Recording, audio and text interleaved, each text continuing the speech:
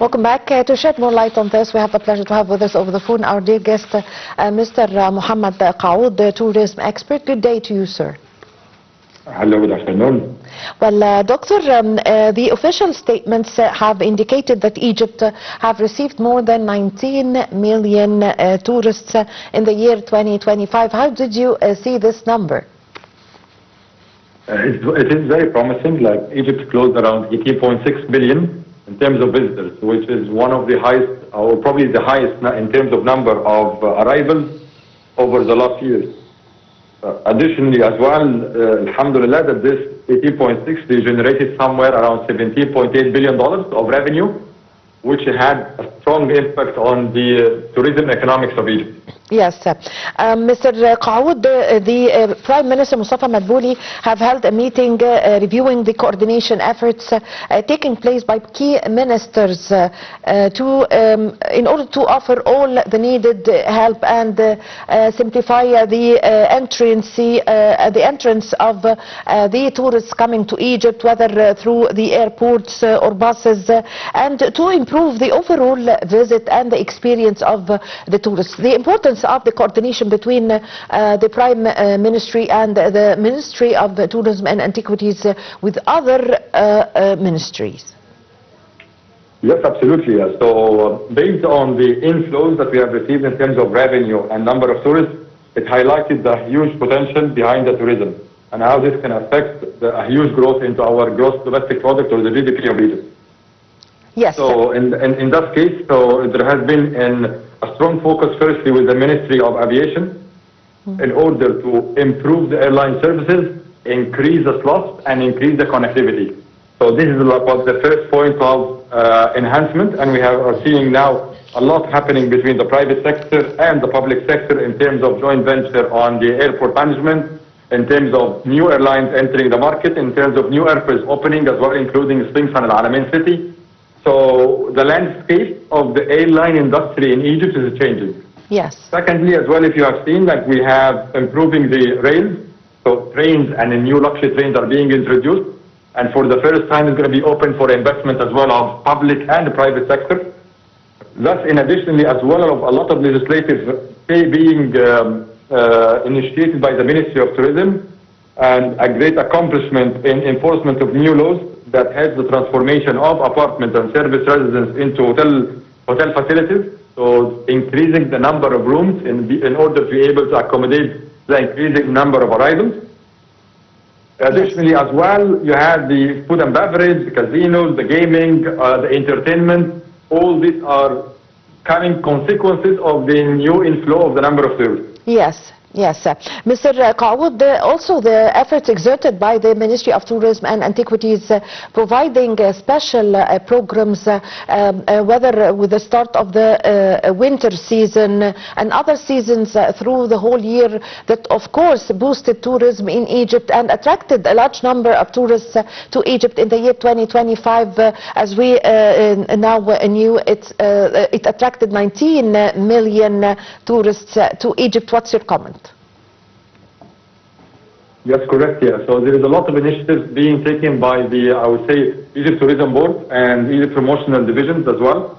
So they are trying to promote the country in different aspects, focusing very much into the luxury hospitality investment, cultural tourism. So those are the one gaining a lot, especially after the Grand Egyptian Museum opening and the new archaeological sites that have been discovered as well. Yes, so big focus on the cultural tourism. Big focus as well on the different aspects of the luxury hospitality and still maintaining the mass tourism level that Egypt has always managed to secure. Yes, Mr. Qaoud, you've just mentioned the Grand Egyptian Museum. How would this, the official opening of the Grand Egyptian Museum would change the map of tourism in Egypt, and would also, as we just mentioned, attracted a large and millions of tourists to Egypt? Absolutely, yes. So the Grand Egyptian Museum has highlighted in two main things. Firstly, reposition the cultural tourism again in Egypt in a stronger way than it used to be, attracting a lot of potential tourists coming to see the Grand Egyptian Museum and still discovering like the other areas of Egypt. So cross-selling between between Cairo and the upper of Egypt, Luxor and Aswan, or combining it with the Red Sea or the Mediterranean. Yes. So this was one of the strongest points. Secondly, as well, with the new introduction of GEM, we have seen like the scene of the culture in general being changed and attracting tourists that even came to Egypt before. They are reoccurring or recoming to visit Egypt for the second time or the third time in order to explore and to see the new discoveries, especially that is displaying a collection that has never been displayed before. Yes. Yes, actually it would take us a long time to speak about the Grand Egyptian Museum, but we go through it very quickly. The Grand Egyptian Museum also some writers and some analysts say that it needs a special visit to Egypt. It's not like the other tourism kinds in Egypt, because the Grand Egyptian Museum would need, if you are going to stand in front of every statue in the Grand Egyptian Museum, it would take you 1 month to tour the whole museum. And if you are going quickly, just having a quick tour in the museum, it would take you 3 days. So give us an idea about this, please. So basically, the museum is quite big, yeah? So we are talking about close to 500 million square meters of archaeological sites, and more than 100,000 pieces or artifacts from ancient Egypt is being displayed. Only ancient Egypt. So we're not talking about like modern Egypt or anything. Only from ancient Egypt, we have above 100,000 items over there. Yes. So as you highlighted, definitely it needs long time to visit it. Yes. So between the Tutankhamun gallery, it has by itself around 5,000 items being only in Tutankhamun. Yes. So the different statues as well that's over there. So you now, like in most of the programs, many of the travel agencies and many of the tour operators are dedicating an exclusive full day only for the Grand Egyptian Museum in their itineraries. Yes.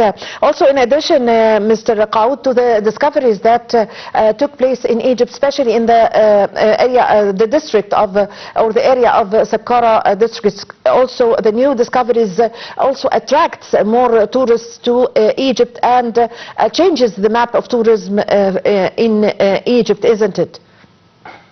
Yes, absolutely. The new discoveries in Sahara has as well gained a lot of focus from a lot of international travelers. Yes. As this new exhibition, like everyone was really into it, and it's showing the different dynasties that Egypt went through. Yes. So it is one of the, I think for me, it is one of the core discoveries, because it was mainly going back to the 5th dynasty. And the tombs of the prince that has been discovered over there, and the son, it's a lifetime experience. Yes, so of course. For a lot of people, that's something splendid to see. Yes, I thank you very much for your time. Thank you for your valuable information, Mr. Muhammad Qaoud, the tourism expert. Ladies and gentlemen, a short break, and I'm going to be back with you.